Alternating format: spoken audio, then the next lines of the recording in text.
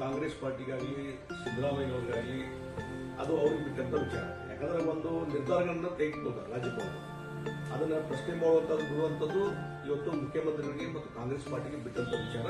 ಆದ್ರೆ ನನ್ನ ಪ್ರಕಾರ ಇದು 100% ಕಾನೂನುಬದ್ಧ ಮತ್ತು ಇದ್ರ ಮೇಲೆ ಚಾಲೆಂಜ್ ಮಾಡುವಂಥದ್ದು ಮತ್ತೊಂದು ಮಾಡಿದ್ರೆ ಅದು ಸರಿಯಲ್ಲ ಅನ್ನುವಂಥದ್ದನ್ನು ನಾನು ಈ ಸಂದರ್ಭ ಹೇಳ್ತೇನೆ. ಅದಕ್ಕಾಗಿ ಅವರು ರಾಜೀನಾಮೆ ಕೊಟ್ಟು ಮನೆಗೆ ಹೋಗೋದು ಅನಿವಾರ್ಯ, ಅದನ್ನ ಬಿಟ್ಟು ಬೇರೆ ದಾರಿ ಇಲ್ಲ ಅಂತ ನಾನು ಹೇಳ್ತೇನೆ. ರಾಜ್ಯಪಾಲರು ಭಾರತೀಯ ಜನತಾ ಪಕ್ಷ ಕೇಂದ್ರ ಸರ್ಕಾರದ ಕೈಗೊಂಬೆಗೆ ನಡೀತಾ ಇದ್ದಾರೆ. ನೋಡಿ, ಹಿಂದೆ ಭಾರದ್ವಾಜ್ ಅವರು ಯಡಿಯೂರಪ್ಪರ ಮೇಲೆ ಅವರು ಮುಖ್ಯಮಂತ್ರಿ ಇದ್ದಾರೆ, ಅವ್ರಿಗೆ ಪ್ರಾಸಿಕ್ಯೂಷನ್ ಪರ್ಮಿಷನ್ ಕೊಟ್ಟಲ್ಲ.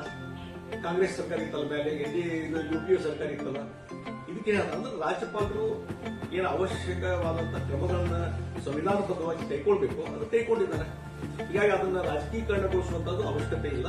ಮತ್ತು 14 ಸೈಟ್ಗಳನ್ನು ಪಡ್ಕೊಳ್ಳುವಾಗ ನಿಮಗೇನು ಆ ಒಂದು ಸೆನ್ಸ್ ಕಾನೂನು ಬದ್ಧತೆ ಐತೋ ಇಲ್ಲ. ಯಾಕಂದ್ರೆ ಸಿದ್ದರಾಮಯ್ಯವರು ಅವರು ಅಡ್ವೊಕೇಟ್ ಇದ್ದಂಥವ್ರು, ಪ್ರಾಕ್ಟೀಸ್ ಬಂದಂಥವ್ರು, ನಾವು ಬಹಳ ಚೆನ್ನಾಗಿ ಲಾ ತಿಳ್ಕೊಂಡಿದ್ದೀನಿ ಅಂತ ಹೇಳುವಂತಹ ಮುಖ್ಯಮಂತ್ರಿಗಳು ಇವತ್ತು ಈ ರೀತಿ ರಾಜ್ಯಪಾಲರು ಒಂದು ನಿರ್ಧಾರ ಕೈಗೊಂಡಾಗ ಅದನ್ನ ಈ ರೀತಿ ರಾಜಕೀಯಗೊಳಿಸುವಂತದ್ದು ಸರಿಯಲ್ಲ ಅಂತ ನಾನು ಹೇಳ್ತೀನಿ. ಸರ್, ಶಶಿಕಲಾ ಜೊಲ್ಲೆ ಪ್ರಕರಣದಲ್ಲಿ ಯಾಕೆ ಪ್ರಾಸಿಕ್ಯೂಷನ್ ಕೊಡಲಿಲ್ಲ ಅಂತ ನೋಡಿ, ನಾವು ಒಂದು ಹೇಳ್ತೀನಿ, ಇದನ್ನು ಎಷ್ಟರ ಮಟ್ಟಿಗೆ ಅವರು ಹೋರಾಟ ಮಾಡಿದ್ರು ನಾವೊಂದು ಹೇಳ್ತೀವಿ. ಸಿದ್ದರಾಮಯ್ಯ ಅವರು ಆ ಲೀಡರ್ ಆಫ್ ಅಪೋಸಿಷನ್ ಇವತ್ತು ದಾಖಲೆ ತೆಗೆದು ನೋಡ್ರಿ, ಅಸೆಂಬ್ಲಿ ಒಂದು ಶಬ್ದ ಮಾತಾಡಿಲ್ಲ ಅದ್ರ ಬಗ್ಗೆ, ತಿಳ್ಕೊಂಡ್ಬಿಡ್ರಿ. ಈಗ ಇವತ್ತು ಮಾತಾಡ್ತಾರ ಯಾಕೆ ಪ್ರಾಸಿಕ್ಯೂಷನ್ ಪರ್ಮಿಷನ್ ಕೊಡಲಿಲ್ಲ ಅಂತ. ಅವತ್ತಾಗಿ ನೀವು ಲೀಡರ್ ಆಫ್ ಅಪೋಸಿಷನ್ ಇದ್ರಲ್ಲ, ಇವತ್ತು ನಾವು ಲೀಡರ್ ಆಫ್ ಅಪೋಸಿಷನ್ ನಮ್ಮ ಭಾರತೀಯ ಜನತಾ ಪಾರ್ಟಿ ಇದೆ, ಪಾದಯಾತ್ರೆ ಮಾಡಿದ್ವಿ, ಹೋರಾಟ ಮಾಡಿದ್ವಿ. ಆ ಹಗರಣಗಳನ್ನ ಇವನ್ ಅಸೆಂಬ್ಲಿಯಲ್ಲಿ ಪ್ರಸ್ತಾಪ ಮಾಡಿ ಪ್ರಯತ್ನ ಮಾಡಿದ್ವಿ. ನೀವು ಆ ನಿಲುವಳಿ ಸೂಚನೆಗೆ ಅವಕಾಶ ಕೊಡಿಲ್ಲ, ರಿಜೆಕ್ಟ್ ಮಾಡಿಸಿದ್ರಿ ಸ್ಪೀಕರ್ ಮುಖಾಂತರ.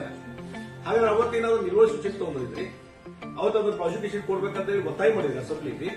ಅದ್ರ ಬಗ್ಗೆ ಏನಾದ್ರು ಹೋರಾಟ ಮಾಡಿದ್ರಿ ನೀವು? ಸುಮ್ಮನೆ ಸುಮ್ಮನೆ ಯಾರಿಗೋ ಒಂದು ಕಂಪ್ಯಾರಿಸನ್ ಮಾಡುವಂತದ್ದು ಸರಿಯಲ್ಲ ಅಂದ್ರೆ.